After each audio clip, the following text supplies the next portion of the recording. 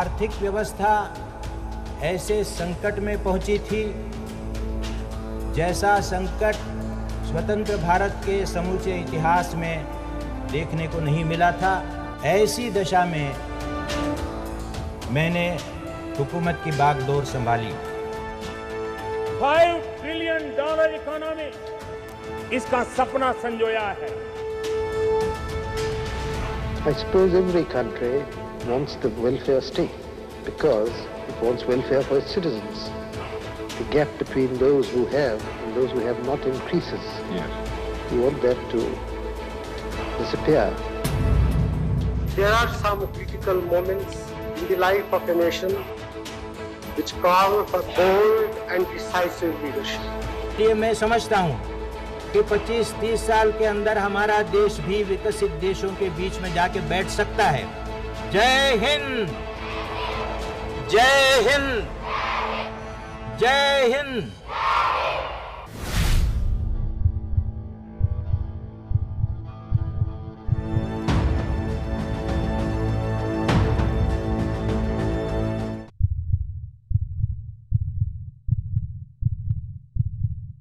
धक धक धक धक, जैसे हमें और आपको जिंदा रहने के लिए दिल की धड़कन का सही तरीके से चलना जरूरी है, वैसे ही देश को चलाने के लिए अर्थव्यवस्था की धड़कन का सही तरीके से चलना बहुत जरूरी है। नेहरू, राव, मोदी, इन सभी को आपने सुना। दरअसल आजाद हिंदुस्तान के पहले प्रधानमंत्री से लेकर आज तक हर प्रधानमंत्री ने देश को सोने की चिड़िया एक बार फिर से बनाने का यही सपना देखा। हर भारतवासी का भी यही सपना रहा। 1947 में जब हमें अंग्रेजों से आजादी मिली, उस वक्त देश की आर्थिक हालत अच्छी नहीं थी। प्रधानमंत्री नेहरू पर एक मजबूत और सशक्त हिंदुस्तान बनाने की बड़ी जिम्मेदारी थी।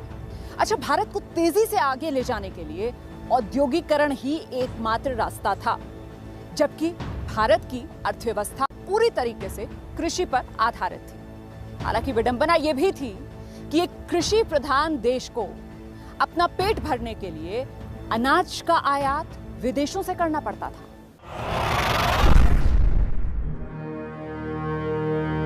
भारत के पहले प्रधानमंत्री पंडित जवाहरलाल नेहरू आजाद भारत की अर्थव्यवस्था और उसकी चुनौतियों से भली भांति वाकिफ थे। 1964 में उनकी मृत्यु से कुछ हफ्ते पहले दिए गए इंटरव्यू में उन्होंने अमेरिकी पत्रकार आर्नोल्ड माइकलिस से भारतीय अर्थव्यवस्था और खास तौर पर कृषि के क्षेत्र की दिक्कतों को लेकर गंभीर चर्चा की थी। यह इंटरव्यू उनकी मृत्यु से ठीक 10 दिन पहले 18 मई 1964 को न्यूयॉर्क में प्रसारित हुआ था। I noticed particularly in the agricultural area that you are still concerned because India, being essentially an agricultural economy, still has to be dependent upon imports of food. That is so. That worries us a good deal because we want to be not dependent on food from abroad. I think we shall be in a few years' time. You think you'll be independent? I think so, yes. Should produce quite enough for our own purposes, a little more than that. Many ordinary ways of increasing the yield, but how to induce 300 million people to do that is a problem. आजादी से लेकर आज तक रोजगार की समस्या देश में जस की तस बनी हुई है। नेहरू के बाद इंदिरा गांधी और फिर राजीव गांधी सबने अपने अपने समय में देश की अर्थव्यवस्था को कृषि से निकालकर उद्योगों की तरफ मोड़ने की बहुत कोशिशें की, लेकिन इन कोशिशों के बावजूद भी देश की अर्थव्यवस्था बद से बदतर होती गई। 1991 ये वो साल था जब प्रधानमंत्री की कुर्सी पर नरसिम्हा राव विराजमान हुए। तब देश बड़े आर्थिक संकट के दौर में था। हालात करो या मरो जैसे थे। तब देश को अपना सोना तक गिरवी रखना पड़ा था। सबकी निगाहें नरसिम्हा राव पर थी। ऐसा लगता था कि पानी सिर से ऊंचा उठ रहा है, देर के लिए कोई गुंजाइश नहीं है और पसोपेश करना तो आत्महत्या सदृश होगा। इसलिए हमें बड़ी तेजी से कुछ कदम उठाने पड़े। साहसपूर्ण निर्णय हमने लिए और उन निर्णयों के आधार पर ये कहा जा सकता है कि जो स्थिति और बिगड़ने वाली थी उसको हमने रोक लिया, उस बिगाड़ को रोक लिया। नरसिंह राव ने जिस स्थिति के बिगड़ने का जिक्र किया था वो स्थिति थी भुगतान संकट। यानी देश के पास विदेशी मुद्रा की इतनी कमी हो गई थी कि मात्र 2 हफ्तों के लिए ही कच्चे तेल का आयात करने की मुद्रा बची हुई थी, जबकि न्यूनतम सुरक्षित स्तर इससे 6 गुना ज्यादा होना चाहिए था। मतलब भारत दिवालिया होने के कगार पर।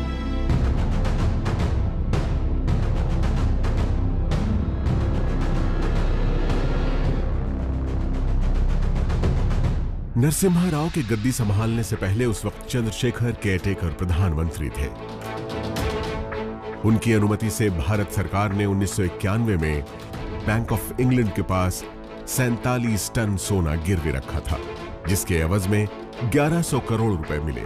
इसी पैसे से कर्ज चुकाया गया था।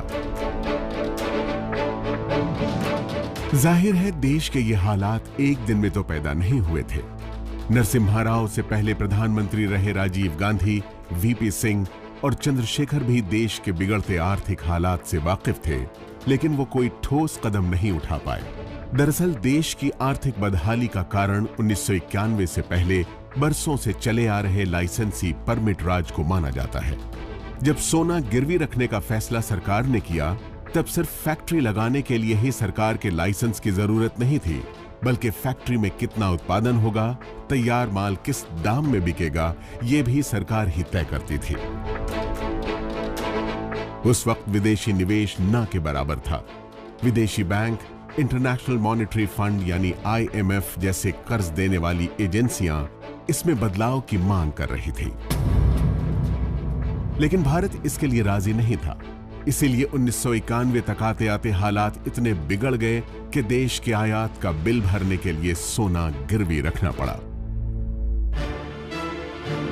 हमें सोना भी अपना गिरव रखना पड़ा था। 1000 करोड़ से ज्यादा हमारे पास विदेशी मुद्रा नहीं थी। शायद 1 हफ्ते के अंदर हम डिफॉल्टर बन जाते और हमारी साख एकदम राख में मिल जाती। ऐसे समय से हम आगे बढ़े हैं, कुछ सावधानी से फूंक फूंक कर कदम रखते हुए। ऐसा नहीं कि इस राजनीतिक और आर्थिक उथल पुथल के दौर से पहले भारत आर्थिक रूप से बहुत तेजी से आगे बढ़ रहा था।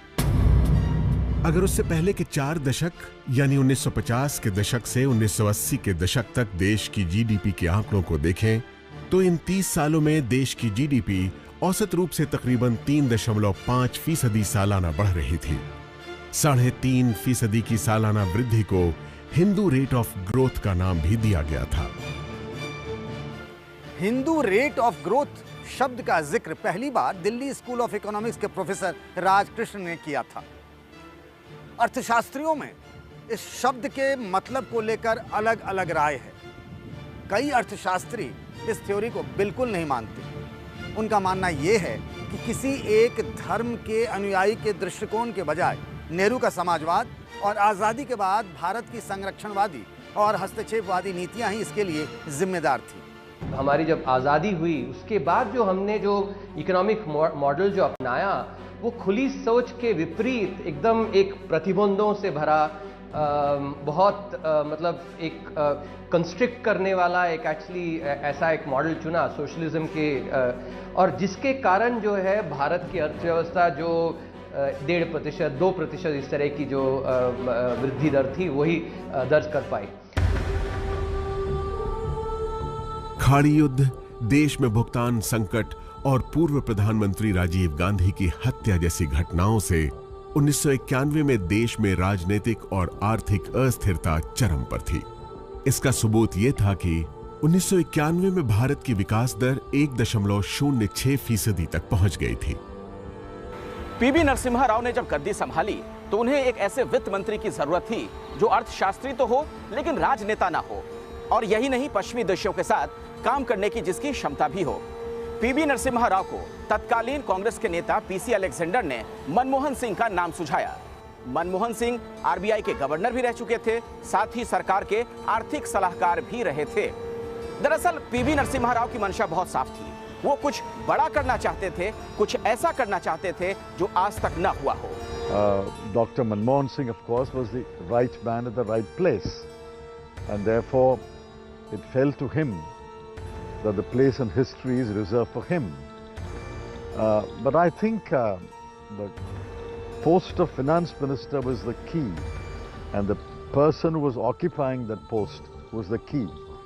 Otherwise, I'm not sure whether Mr. Narasimha Rao, having risen in a 30-35-year tradition of socialism, would have sharply made a turn and then introduced liberalization.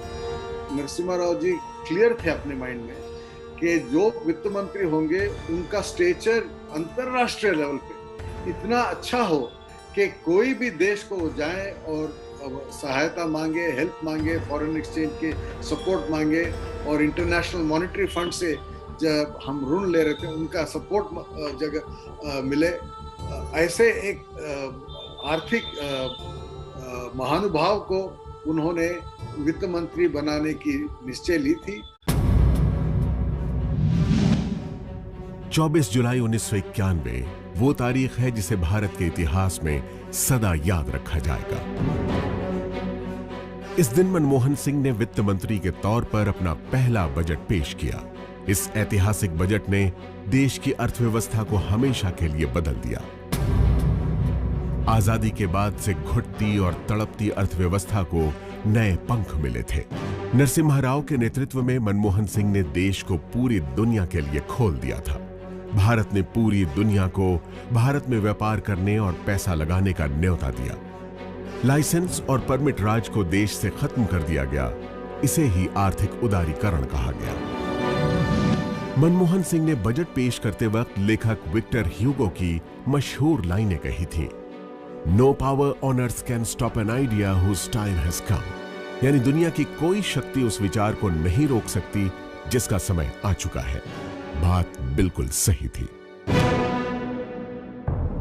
पिछले साल जब हमारी सरकार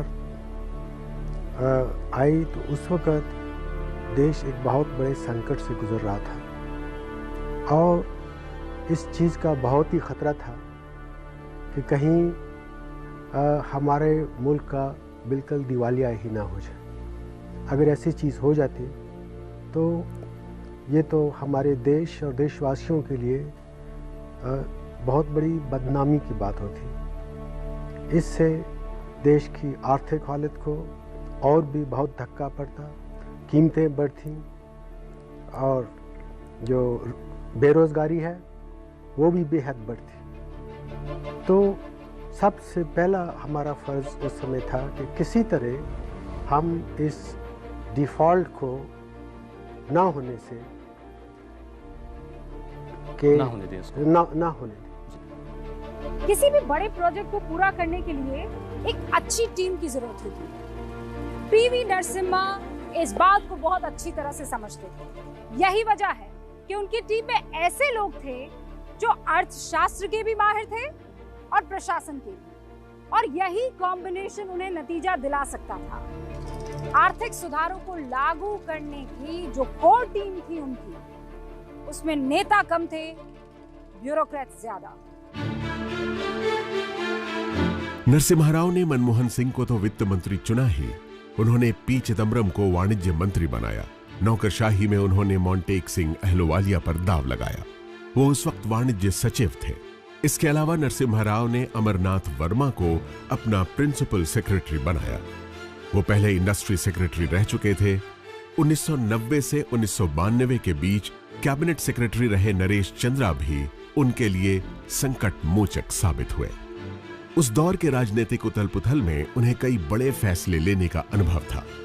इसके अलावा सरकार के अलग अलग विभागों से जुड़े हुए अर्थशास्त्री राकेश मोहन, दीपक नैयर और अशोक वी देसाई भी 1991 के सुधारों की रूपरेखा बनाने वाली कोर टीम में शामिल थे। उस वक्त रिजर्व बैंक के गवर्नर रहे सी रंगराजन ने भी अहम भूमिका निभाई थी। All of them made the team under, of course, the leadership of Mr. Narasimha Rao, who was Prime Minister. Without the Prime Minister's go-ahead, nothing could have been done in 1991. 1991 का budget पहला ऐसा budget था जिसमें वित्तीय घाटे को कम करने के लिए कड़े कदम उठाए गए। पेट्रोल, डीजल और फर्टिलाइजर जैसी कई चीजों के दाम बढ़ाए गए, जिन पर सरकार की भारी सब्सिडी स्वाहा हो जाया करती थी। सिर्फ केरोसिन को बख्शा गया, जिसका दाम थोड़ा कम कर दिया गया। विदेशी निवेश को आकर्षित करने के लिए बहुत सारी घोषणाओं के साथ घाटे में चल रही सार्वजनिक इकाइयों के विनिवेश की घोषणा भी इस बजट में थी। मनमोहन सिंह उस दिन बजट पेश नहीं कर रहे थे, देश को एक कड़वी दवा दे रहे थे, जिसे देश ने खुले दिल से स्वीकार किया। सबसे पहले ये लाइसेंस, परमिट वगैरह का चक्कर जो यहाँ चलता था, जिसके चलते लोगों को परेशानी होती थी, कोई काम आगे नहीं बढ़ता था, इस चक्कर को हमने काट दिया है और आज जैसे एक विमुक्ति कर दी है उन लोगों की जो इस चक्कर में फंसे हुए थे। वो ये था कि निजी क्षेत्रों के लिए उन्होंने दरवाजे खोले, और जब दरवाजे खोले तो बहुत तेज़ी से ग्रोथ होनी शुरू हुई, क्योंकि भारत की जनसंख्या इतनी थी, खपत इतनी थी कि उस ग्रोथ के लिए पूरा बाजार सजा हुआ था। और सोवियत संघ के पतन के बाद पूरी दुनिया में ये एक तरह का माहौल भी बन गया था कि अब निजी क्षेत्रों को ज़्यादा हक हुकूक देने चाहिए, ज़्यादा अवसर देने चाहिए। तो सबसे बड़ा फैसला ये था आज़ादी के बाद का, लगभग उसी तरीके से जैसे इंदिरा जी ने कभी बैंकों का राष्ट्रीयकरण किया था, तो उससे उल्टी दिशा में जाने का था, लेकिन एक बहुत साहस भरा फैसला था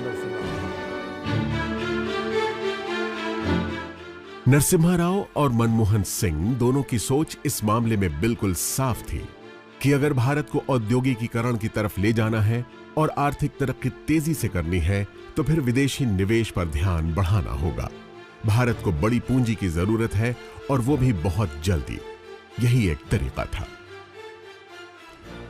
सबसे पहला जोर हमने इसी चीज़ पे दिया कि किसी तरह भारत की साख को इतना मजबूत किया जाए कि जो लोग पैसा यहाँ देश से वापस ला रहे थे, नॉन रेजिडेंट इंडियन, वो ऐसा करना बंद कर दें। जो बाहर से पैसा आना बंद हो गया था वो आना शुरू हो जाए।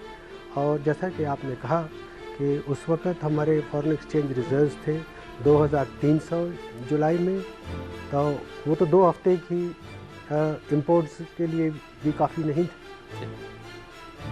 और अगर ऐसी हालत रहती तो देश में एक बहुत बड़ा भयानक संकट का दौर शुरू होने वाला था। कई लोग घबराते हैं कि बाहर से पैसा आएगा तो पता नहीं क्या हो। मैं कहना चाहता हूं, कोई कारखाना यहां लगाएगा तो कारखाना यहीं तो लगेगा। हमारा देश छोड़ के बाहर तो वो भागने वाला नहीं है। सड़क बनेगी तो सड़क यहीं बनी रहेगी, रेल बनेगी तो यहीं तो रहेगी।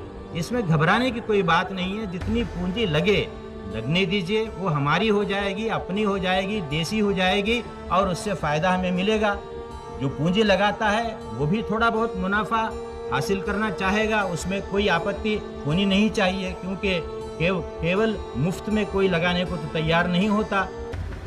1947 में आज़ादी के बाद से भारतीय रुपए का सिर्फ 3 बार अवमूल्यन यानी डीवैल्यूएशन हुआ है, 1949, 1966 और आखिरी बार 1991 में। खास बात यह है कि जब अवमूल्यन होता है तब आयात में कमी आती है और निर्यात में बढ़ोतरी होती है। लेकिन 1991 में जब मनमोहन सिंह ने इसका अवमूल्यन किया था तब उनकी बड़ी आलोचना हुई थी। इसको राष्ट्रीय स्वाभिमान से जोड़कर देखा गया था। कारण ये कि जब आज़ादी मिली थी उस समय 1 रुपए और 1 US डॉलर की कीमत बराबर होती थी, जो कि आज $1 के मुकाबले 75 रुपए हो चुकी है। डिवैल्यूएशन और रिवैल्यूएशन आजकल के ज़माने में इनके कोई मायने नहीं रहे। एक्सचेंज रेट सारी दुनिया में वो कभी एक दिन ऊपर होते हैं, दूसरे दिन नीचे जाते हैं। तो मार्केट फोर्सेस को अगर आपने बढ़ावा दिया तो ये तो होना ही है कि एक्सचेंज रेट्स कभी कम होंगे, कभी बढ़ेंगे। लेकिन आज जो हमने किया उससे ये कहना कि हमने रुपए को डिवैल्यू कर दिया, ये बिल्कुल ठीक नहीं है। और वो बहुत ज़रूरी है एक्सपोर्ट को बढ़ावा देने के लिए, इंपोर्ट को कम करने के लिए, ब्यूरोक्रेसी को कम करने के लिए और देश के आर्थिक विकास में मदद देने के लिए।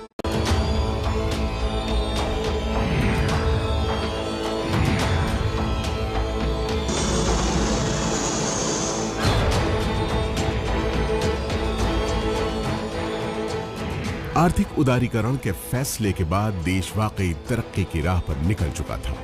भारत ने दुनिया के दरवाजे खोल दिए थे। अगले 2 दशकों में प्राइवेट बैंक, विदेशी गाड़ियां, mobile phone, TV channel, private airlines से लेकर हर वो सुविधा आम आदमी को आसानी से मिलने लगी जिसके लिए वो आजादी के समय से ही तरस रहा था। जिस कार में मैं बैठने जा रहा हूं इसे एम्बेसडर कहते हैं और 1950 के दशक में ब्रिटिश ऑक्सफोर्ड कार के आधार पर यह बनी थी। लेकिन 1990 तक हिंदुस्तान में इसका पूरी तरीके से राज चलता था। सिर्फ 2 कारें और होती थी, एक फिएट और कुछ हद तक मारुति, क्योंकि 1991 से पहले तक प्रतिस्पर्धा बाजार में थी नहीं। इसका नतीजा था यही कार हुआ करती थी, यानी हम अतीत में जी रहे हैं। 30 साल बाद यानी 2021 में आज भारत में कार कंपनियों की लगभग 40 से ज्यादा कंपनियां मौजूद हैं, जिसमें हैरानी की बात यह है कि केवल 14 ब्रांड्स ही ऐसे हैं जो भारतीय हैं। मैं इस वक्त MG हेक्टर गाड़ी के नजदीक खड़ी हूँ। इसे कभी ब्रिटेन की कंपनी बनाया करती थी और आज इसे चीन ने टेक ओवर कर लिया है। इसके अलावा अगर हम बात करें तो देश में जापान की टोयोटा और होंडा, जर्मनी की BMW और मर्सिडीज, इसके अलावा दक्षिण कोरिया की Hyundai और अमेरिका की फोर्ड जैसी गाड़ियां सड़कों पर दौड़ रही हैं। यानी हमारे पास आज चुनने के लिए इतने विकल्प है कि कंफ्यूज हो जाएंगे।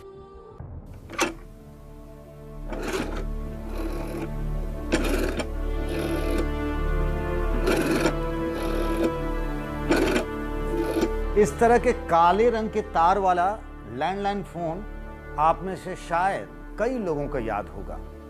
उन दिनों लोगों के घरों में इसी तरीके के फोन हुआ करते थे और ये फोन होना तब बहुत बड़ी बात मानी जाती थी और इसका कनेक्शन लेना आसान काम नहीं था। इसके लिए बहुत तरह के जतन करने पड़ते थे। सिफारिशी चिट्ठियां लिखवानी पड़ती थी, कभी सांसद से, कभी मंत्री से, तो कभी बड़े बड़े अधिकारियों से, और लेना आसान काम नहीं था। ये सरकारी विभाग ही देता था, तब कोई प्राइवेट कंपनी नहीं होती थी और बहुत लंबा इंतजार भी करना पड़ता था कनेक्शन लेने के लिए। और सबसे बड़ी बात यह है कि अगर एक बार ये खराब हो गया तो फिर ठीक कराने के लिए इतने पापड़ बेलने पड़ते थे ना, पूछिए मत। Hey Siri, call Dad. Calling Dad mobile. मेरे इस एप्पल फोन से सिर्फ वॉइस कमांड से ही नंबर डायल हो जाता है। लैंडलाइन फोन इस्तेमाल करने की मुझे जरूरत ही नहीं पड़ती। मोबाइल फोन ने पूरी दुनिया बदल दी है। मोबाइल फोन अब सिर्फ फोन नहीं बल्कि कंप्यूटर है। पूरी दुनिया में क्या हो रहा है बस एक चुटकी में पता चल जाता है। और दुनिया का कोई भी फोन हो, इंडिया आने में उसे टाइम भी नहीं लगता है। और नंबर लेने के लिए अब सरकारी विभाग भी नहीं जाना पड़ता। किसी भी गली नुक्कड़ में पान की दुकान पर एयरटेल या जियो का नंबर मिल जाता है, यानी सिम कार्ड मिल जाता है। 1991 में भारत में कुल 58 लाख लैंडलाइन टेलीफोन सब्सक्राइबर्स हुआ करते थे, लेकिन आज देश में मोबाइल और लैंडलाइन मिलकर 119 करोड़ सब्सक्राइबर्स हैं। समझ लीजिए कि आज लगभग हर भारतीय के पास फोन है। भारत दुनिया के सबसे बड़े टेलीफोन बाजारों में से एक है।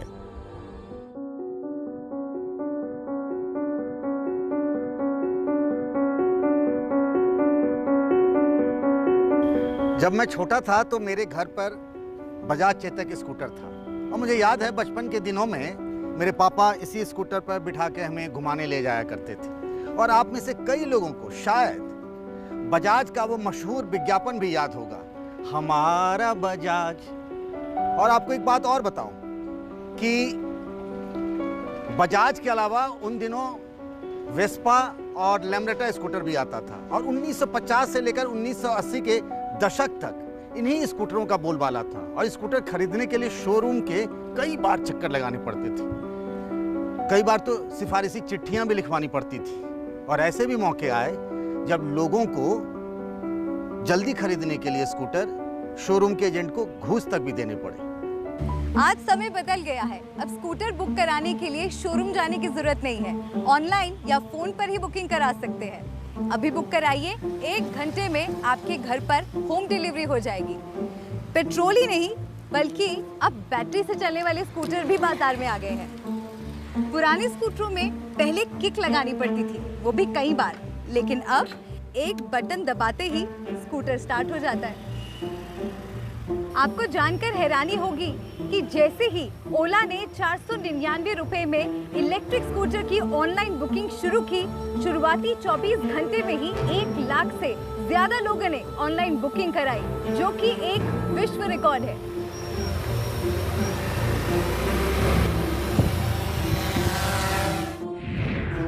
देश में 1991 में 2 करोड़ 14 लाख मोटर वाहन रजिस्टर्ड थे, लेकिन आज 33 करोड़ 30 लाख मोटर वाहन रजिस्टर्ड हैं। साफ है कि देश में आर्थिक उदारीकरण की वजह से लोगों के पास पैसा भी आया है और विकल्प भी मिले हैं।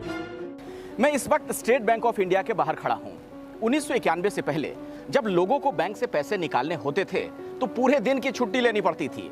बैंक पहुंचिए, टोकन लीजिए, लंबी लाइन होती थी, तब कहीं जाकर लोगों को कैश मिल पाता था। पासबुक में एंट्री करवानी हो या फिर बैंक में फॉर्म भरना हो या फिर बैंक में अकाउंट खुलवाना हो, तमाम तरह के उसमें खाना पूर्ति होती थी, तमाम तरह के दस्तावेज लोगों को भरने पड़ते थे। ना तो कंप्यूटर होते थे बैंकों में, ना एसी की व्यवस्था होती थी। इन सब के अलावा बैंक के बाबुओं के नखरे अलग होते थे। मुझे 2000 रुपए कैश की जरूरत थी। मैंने HDFC बैंक के ATM में अपने डेबिट कार्ड की डिटेल्स डाली और कैश बाहर। 1 मिनट भी नहीं लगा। कैश निकालना आज के दौर में कितना आसान हो गया है, लेकिन हमारे मम्मी पापा के जमाने में ये इतना आसान नहीं था। बैंक अकाउंट खोलने के लिए भी अब आपको बैंक का रुख करने की जरूरत नहीं है। बैंक वाले सीधे घर आ जाते हैं और ऑनलाइन माध्यम से आपका अकाउंट खोल देते हैं। प्राइवेट बैंकों ने बैंकिंग के पूरे स्टाइल को बदल कर रख दिया है। 1991 से पहले देश में प्राइवेट बैंकों की कोई भूमिका नहीं थी, लेकिन आज देश के 3 सबसे बड़े बैंकों में से 2 प्राइवेट बैंक हैं, HDFC और ICICI। दोनों की शुरुआत आर्थिक उदारीकरण के बाद 1994 में हुई थी। पहले टीवी में चैनल इसी तरीके से बदलना पड़ता था। उन दिनों टीवी भी इसी तरीके का होता था और चैनल आज की तरह हजारों की संख्या में नहीं, एक ही आता था। नाम था दूरदर्शन। और दूरदर्शन में भी 24 घंटे कार्यक्रम नहीं आते थे। हफ्ते में एक बार चित्रहार और रंगोली जैसे गाने के कार्यक्रम आते थे। टीवी सीरियल के नाम पर रामायण, महाभारत, हम लोग और बुनियाद जैसे धारावाहिक आते थे। फिल्में भी हफ्ते में एक बार ही आती थी। घर बैठे मनोरंजन का कोई और विकल्प नहीं था और खबरों के नाम पर दूरदर्शन का एक न्यूज बुलेटिन हुआ करता था। देश में आज टीवी चैनल्स की बाढ़ है। मनोरंजन से लेकर खबरों तक देश में करीब 1000 टीवी चैनल्स हैं। आर्थिक उदारीकरण के बाद भारत में विदेशी टीवी नेटवर्क्स ने खूब पैसा लगाया। अब तो जमाना स्मार्ट टीवी का है। टीवी भी इंटरनेट से चलने लगा है। Amazon और Netflix जैसी ऐप पर देश विदेश की तमाम फिल्में सिर्फ एक क्लिक पर मौजूद है। यहाँ तक कि मोबाइल फोन भी अब टीवी बन गया है और ये सब कुछ संभव हुआ है भारत में विदेशी निवेश को मंजूरी की वजह से। 2003 से लेकर 2016 तक भारत की जीडीपी का विकास औसतन 7% सालाना से ज्यादा रहा। 1991 से लेकर अब तक यानी पिछले 30 सालों में भारत की जीडीपी का आकार देखें तो भारत की विकास की कहानी अपने आप जाहिर हो जाती है। 1947 में जब देश आजाद हुआ था, उस वक्त हमारी अर्थव्यवस्था 2.70 लाख करोड़ थी। 1991 में जब आर्थिक उदारीकरण की शुरुआत हुई, तब यह आंकड़ा 5.86 लाख करोड़ था और आज 2021 में भारत की जीडीपी का आकार 194 लाख करोड़ पहुंच गया है। यह नरसिम्हा राव और मनमोहन सिंह की दूरदर्शिता ही थी जिसकी वजह से आज भारत के पास अकूत विदेशी मुद्रा है। एक वक्त पर जब 2 हफ्ते के आयात बिल चुकाने के पैसे नहीं थे, आज 18 महीने का आयात बिल चुकाने जितनी विदेशी मुद्रा पड़ी है। 1991 में जब मनमोहन सिंह ने बजट की स्पीच पढ़ी थी, तब भारत के पास सिर्फ $1 बिलियन की विदेशी मुद्रा थी। जुलाई 2021 में भारत के पास $611 बिलियन का विदेशी मुद्रा भंडार हो गया है। भारत का लक्ष्य अब चीन है। चीन के पास इस वक्त दुनिया में सबसे ज्यादा विदेशी मुद्रा भंडार है। चीन के पास फिलहाल 3300 बिलियन यानी $3.3 ट्रिलियन का विदेशी मुद्रा का भंडार है।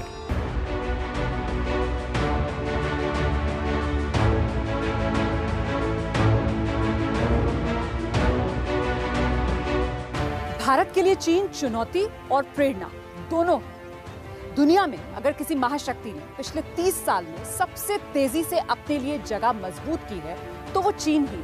खास बात यह है कि जब 1991 में भारत में आर्थिक उदारीकरण की प्रक्रिया शुरू हुई, उससे करीब 1 दशक पहले ही चीन ने भी दुनिया के लिए अपने दरवाजे खोले थे। जिस तरह भारत में आर्थिक क्रांति का जनक पीवी नरसिम्हा राव को माना जाता है, और इसी तरीके से चीन में आर्थिक क्रांति का श्रेय जाता है डेंग शियाओपिंग को।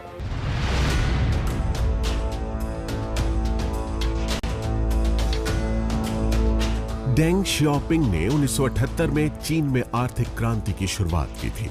चीन अब न केवल सबसे तेजी से उभरती हुई अर्थव्यवस्था है, बल्कि वो अपने अतीत की उस ताकत को आगे बढ़ा रहा है जब 15वीं और 16वीं शताब्दी में दुनिया की अर्थव्यवस्था में उसका हिस्सा 30% के आसपास होता था। खास बात यह है कि 1991 में कई पैमानों पर भारत और चीन बराबर थे। 1991 में भारत में प्रति व्यक्ति की सालाना आय $300 थी। उस वक्त चीन में भी प्रति व्यक्ति सालाना आय $333 थी। दोनों देशों में लोगों की औसत आय लगभग बराबर थी। 2021 में भारत की प्रति व्यक्ति आय 7 गुना बढ़कर $2,191 हो गई है, लेकिन इस दौरान चीन की प्रति व्यक्ति आय 35 गुना बढ़कर $11,819 हो गई है। इन आंकड़ों से साफ है कि चीन अब भारत से बहुत आगे निकल गया है। हमने वो जो 2 दशक हैं, 70 और 80 का दशक हमने गंवा दिया, और तो उसके चलते क्योंकि चीन ने 70 के दशक में इसको शुरू किया, और उससे जो उनका जो मोमेंटम आया, जो गति आई, उस गति के कारण वो एक्चुअली हमसे ये इन 3 दशकों में उनकी गति हमसे तेज रही है।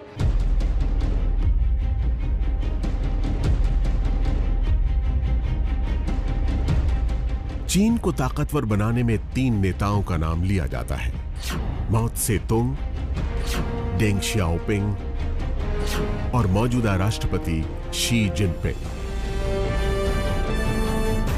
शियाओपिंग की आर्थिक क्रांति के 40 साल बाद एक बार फिर से चीन शी जिनपिंग जैसे मजबूत नेता की अगुवाई में आगे बढ़ रहा है।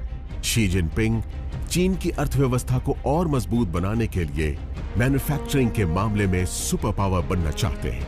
इसके लिए शी जिनपिंग डेंग शियाओपिंग की नीतियों को ही आगे बढ़ा रहे हैं, जिनमें अर्थव्यवस्था को खोलना और आर्थिक सुधार जैसे कदम शामिल हैं। मुझे लगता है चीन से भारत की तुलना करना बहुत ही ज़्यादा बेइंसाफी है भारत के साथ। भारत एक लोकतांत्रिक देश है। इकोनॉमिस्ट ने कभी लिखा था भारत के लिए कि ये एक ऐसा कंट्री है जहाँ पर कि 100 करोड़ लोगों के पास वीटो पावर है। चाइना में एक बार अगर उनकी कम्युनिस्ट पार्टी तय कर लेती है, उसके बाद वो कोई भी चीज़ उनके रास्ते में रोड़ा नहीं बनती।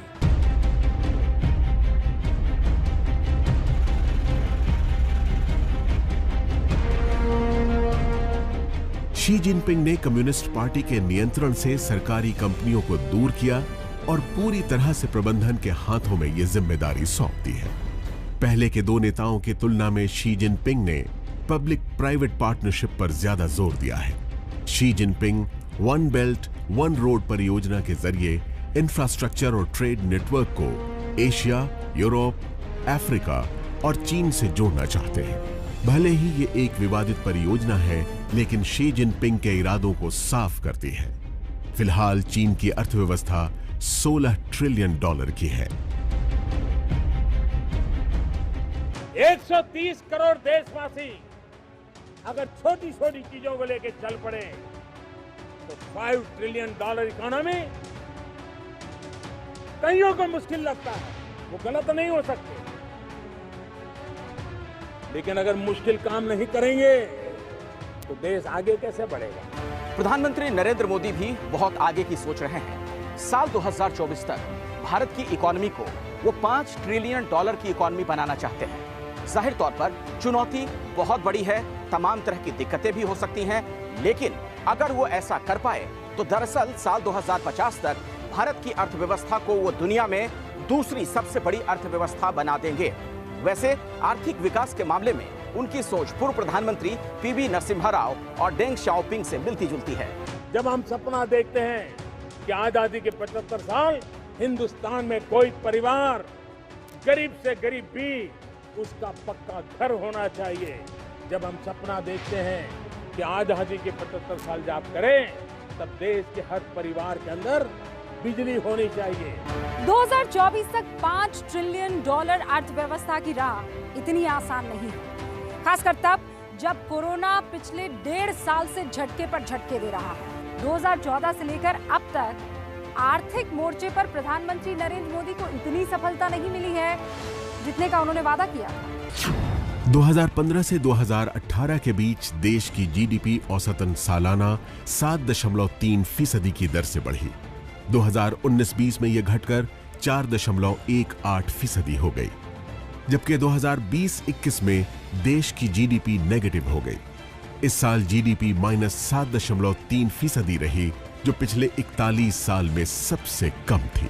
वित्त मंत्री साहिबा ने ये ऐलान भी किया है कि जो हम कैपिटल एक्सपेंडिचर उसको फ्रंट लोड करेंगे, Q2 Q3 में हम और तेज़ी से करें, ताकि जो हमने 4th क्वार्टर में देखा वो और हो, क्योंकि जब आप सरकार की निवेश जब बढ़ती है तो क्राउडिंग इन होती है, जो आपकी जो निजी क्षेत्र है वो भी इन्वेस्ट करती है, तो निवेश बढ़ना जो है बहुत अहम है इसमें। और ये शॉर्ट रन में, मतलब पिछले अगले कुछ महीनों में, सालों में, ये सबसे अहम मानता हूं मैं। 1991 के नरसिम्हा राव सरकार में वाणिज्य सचिव रहे और योजना आयोग के पूर्व डिप्टी चेयरमैन मोंटेक सिंह अहलुवालिया मानते हैं कि भारतीय उद्योगों को बचाने के लिए संरक्षणवादी नीतियों से मोदी सरकार को बचना चाहिए। उनका मानना है कि अगर हम कस्टम ड्यूटी बढ़ाते रहे तो देश एक बार फिर 1991 की स्थिति में पहुंच सकता है। वो एशिया प्रशांत क्षेत्र में मुक्त व्यापार के बड़े समर्थक हैं। वो मानते हैं कि भारत को रीजनल कॉम्प्रिहेंसिव इकोनॉमिक पार्टनरशिप यानी RCEP से बाहर नहीं आना चाहिए था। चीन के शामिल होने की वजह से 2019 में भारत इस संधि से बाहर आ गया था। मौजूदा समय और मौजूदा हालात के हिसाब से 2024 तक $5 ट्रिलियन इकोनॉमी का सपना साकार करने के लिए अगले 3 साल में सालाना 22 से 25% की जीडीपी ग्रोथ लानी होगी, जो बेहद मुश्किल आंकड़ा है, क्योंकि भारतीय अर्थव्यवस्था के इतिहास में पहले कभी ऐसा हुआ नहीं है, और साथ ही कोरोना का खतरा अभी पूरी तरीके से टला भी नहीं। वित्त वर्ष 2021-22 में तमाम रेटिंग एजेंसियों ने जीडीपी ग्रोथ 8 से 10% रहने का अनुमान लगाया है। साल 2024 तक 5 ट्रिलियन तक पहुंचने के लिए सालाना 22 से 25% जीडीपी ग्रोथ चाहिए। अगर 10% के हिसाब से भी सालाना जीडीपी विकास होती है तो फिर 2030 तक $5 ट्रिलियन इकोनॉमी का लक्ष्य हासिल हो पाएगा। अगर भारत की विकास दर 9% रहती है तो फिर 2031 तक $5 ट्रिलियन का लक्ष्य हासिल होगा। भारत की जो गोल है 5 ट्रिलियन की, वो हम ज़रूर से अचीव करेंगे, लेकिन जो इसके महामारी के कारण थोड़ा जो असर पड़ा है उसके कारण थोड़ी बहुत जो है मॉडिफिकेशन होगी, वो हमें, क्योंकि सारे बाकी विश्व में बाकी देशों को भी अपने जो आर्थिक जो गोल्स हैं उनको बदलना पड़ा है, भारत को भी थोड़ा सा इसको ध्यान में रखना पड़ेगा। पीएम मोदी 2024 तक भले ही देश की अर्थव्यवस्था को 5 ट्रिलियन इकोनॉमी के लक्ष्य तक न पहुंचा पाए, लेकिन ये तो सच है कि पिछले 7 वर्षों में आर्थिक सुधारों पर कई कड़े और बड़े फैसले हुए हैं। ऐसा इसलिए भी हो पाया कि पिछले 30 वर्षों में ऐसा प्रचंड बहुमत किसी भी सरकार को नहीं मिल सका था। नीति आयोग के पूर्व उपाध्यक्ष और कोलंबिया यूनिवर्सिटी के प्रोफेसर अरविंद पनगढ़िया का मानना है कि पीएम मोदी ने यह पूरी तरह साबित कर दिया है कि वो देश में बड़े सुधार लाने वाले प्रधानमंत्रियों में से एक है। पीएम मोदी को जिन सुधारों के लिए बड़े आर्थिक सुधारक के तौर पर माना जा रहा है, उनमें GST, insolvency and bankruptcy code, श्रम कानून में बदलाव और कृषि कानूनों में बदलाव सबसे अहम है। प्रधानमंत्री नरेंद्र मोदी के लिए ये सुधार इसलिए भी जरूरी थे क्योंकि अगर विदेशी निवेशकों को न्योता देना है तो सुधार करने हैं। जनसंख्या के लिहाज से भारत एक बहुत बड़ा बाजार है, लेकिन इस बाजार में पूंजी निवेश से पहले निवेशकों में भरोसा दिलाना बहुत जरूरी था कि हिंदुस्तान निवेश के लिए एक बढ़िया बाजार है। 2014 में जब प्रधानमंत्री नरेंद्र मोदी ने गद्दी संभाली तो वो इस बात को समझ गए थे कि भारतीय बाजार में विदेशी पूंजी निवेश बहुत जरूरी है, और यही वजह है कि उन्होंने अमेरिका से लेकर यूरोप तक के कई देशों का दौरा किया और निवेशकों को न्योता दिया।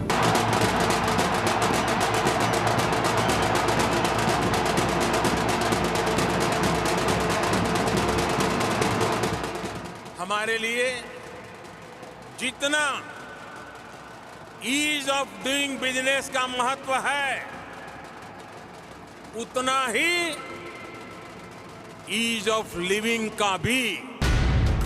मोदी ही नहीं, नरसिम्हा राव भी विदेशी निवेश की अहमियत को अच्छे से समझते थे। नरसिम्हा राव ने भी अपने कार्यकाल में एनआरआई और विदेशी निवेशकों को लुभाने के लिए काफी कोशिश की थी। ये सुनकर आपको खुशी होगी कि 3 साल के अंदर, क्योंकि पहले साल तो न कोई यहाँ आना चाहता था, न हम उनको बुला सकते थे, हम खाली देखते रहे, उनको समझाते रहे कि हमारी पॉलिसी बदल गई है, हमारी नीति बदल गई है, लेकिन किसी ने हम पर भरोसा ही नहीं किया। ये जो भी प्रगति हुई है कोई 2.5-3 साल की है, उससे अधिक की नहीं है। नरसिम्हा राव ने जो नीतियां अपनाई उसी को वाजपेयी और मनमोहन सिंह ने भी आगे बढ़ाया। साल दर साल भारत में विदेशी निवेश बढ़ा ही है। नीति आयोग के सीईओ अमिताभ कांत के मुताबिक भारत को 5 ट्रिलियन की इकोनॉमी बनने के लिए जिन 5 बातों पर ध्यान देने की जरूरत है वो है ईज ऑफ बिजनेस और ईज ऑफ लिविंग को बढ़ाना, ताकि निजी क्षेत्र को लंबी अवधि में पैसे बनाने का मौका मिले। पूरी दुनिया में शहरीकरण की वजह से विकास बहुत तेजी से हुआ है, भारत में भी यही करने की जरूरत है। भारत सिर्फ घरेलू बाजार की तरफ नहीं देख सकता, हमारा संरक्षणवादी नजरिया नहीं होना चाहिए, हमें दुनिया के बाजारों में अपनी दखल बढ़ानी होगी। भारत को अगर तेजी से बढ़ना है तो महिलाओं को बड़ी संख्या में वर्कफोर्स में शामिल करना होगा और कृषि के क्षेत्र में बड़े सुधार करने होंगे।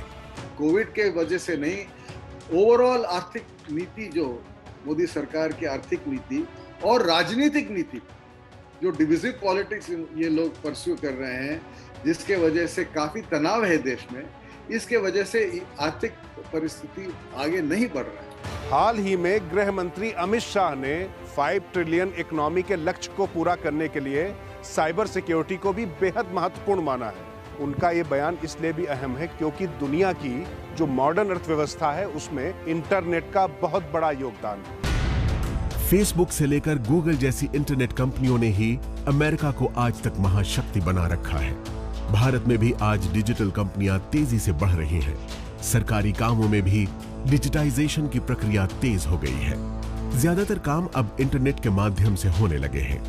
आने वाले समय में इस पर निर्भरता और बढ़ेगी। इलेक्ट्रिक कार बनाने वाली अमेरिकी कंपनी टेस्ला के मालिक इलोन मस्क का प्लान है कि भारत के ग्रामीण और सुदूर इलाकों में 100 Mbps की डाउनलोडिंग स्पीड का इंटरनेट कनेक्शन सैटेलाइट के जरिए पहुंचाया जाए। उन्होंने अंतरिक्ष में इसके लिए 1800 सैटेलाइट पहुंचा दिए हैं। इसके लिए उनकी कंपनी स्टारलिंक ने भारत में $99 की प्री ऑर्डर बुकिंग शुरू कर दी है। यानी भारत में इंटरनेट और तेजी से फैलने वाला है। ऐसे में देश अगर साइबर सुरक्षा पर पैसे खर्च करेगा तो वो और आगे जाएगा, इसमें कोई आश्चर्य की बात नहीं है। 1990 और 2000 का दशक हिंदुस्तान में सॉफ्टवेयर कंपनीज के नाम था। आने वाले कई दशक हिंदुस्तान में इंटरनेट कंपनीज के हो सकते हैं, क्योंकि टेक्नोलॉजी में स्टार्टअप कल्चर ने ई कॉमर्स की ऐसी कंपनियों को पैदा किया है जो आने वाले 2 दशकों तक भारत की जीडीपी को बढ़ाने में अहम भूमिका निभा सकती है। भारत में आज ऐसी यूनिकॉर्न कंपनियां अपना कारोबार बढ़ाने के लिए बड़ी पूंजी की तलाश में है। यही वजह है कि जोमैटो, पेटीएम, मोबीक्विक जैसी तमाम कंपनियों ने अब शेयर बाजार का रुख किया है। इन कंपनियों में विदेशी से लेकर भारतीय निवेशक सभी कॉन्फिडेंस दिखा रहे हैं। कुल मिलाकर भारत में टेक्नोलॉजी का अभी बोलबाला रहने वाला है और डिजिटल इंफ्रास्ट्रक्चर और तेजी से बढ़ने वाला है। 1992 में भारत में इंटरनेट इस्तेमाल करने वाले सिर्फ 1000 लोग थे। आज भारत में इंटरनेट इस्तेमाल करने वाले लोगों की संख्या 76 करोड़ 50 लाख पहुंच चुकी है। क्रिप्टो करेंसी और डिजिटल करेंसी की तरफ भी मोदी सरकार ने खुला रुख दिखाया है। हालांकि इसे कानूनी मान्यता कब देंगे, इसे लेकर स्थिति साफ नहीं की है। एक्सपर्ट्स बताते हैं कि इंडस्ट्री फॉर 4.0 के 4 मुख्य फैक्टर्स होने वाले हैं। कनेक्टिविटी, ऑटोमेशन, आर्टिफिशियल इंटेलिजेंस या मशीन लर्निंग और real time data.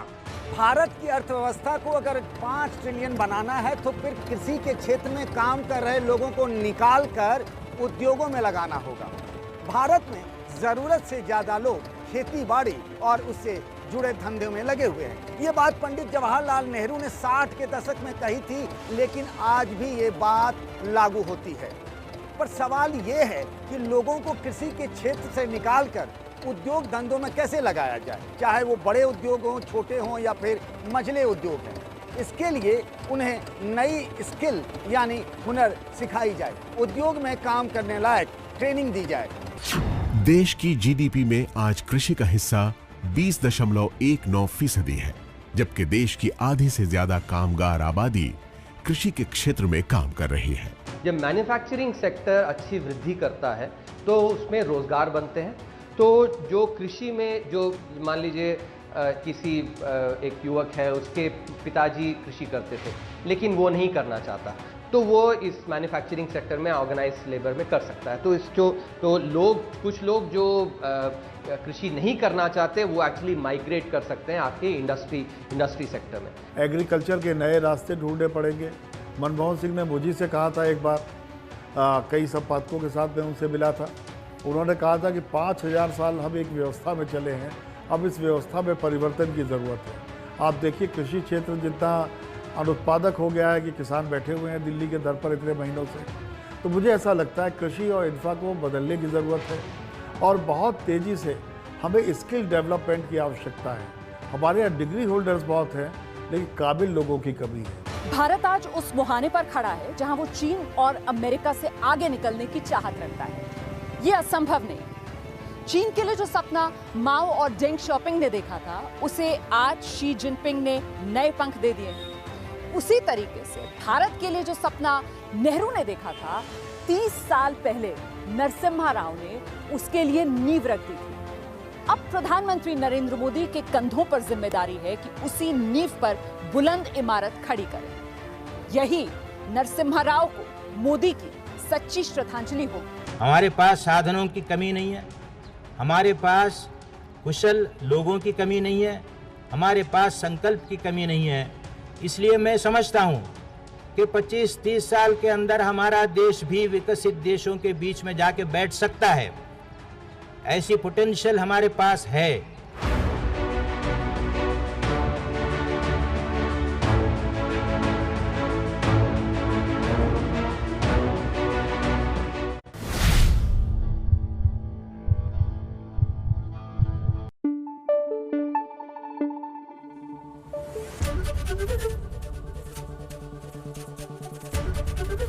ABP news आपको रखे आगे।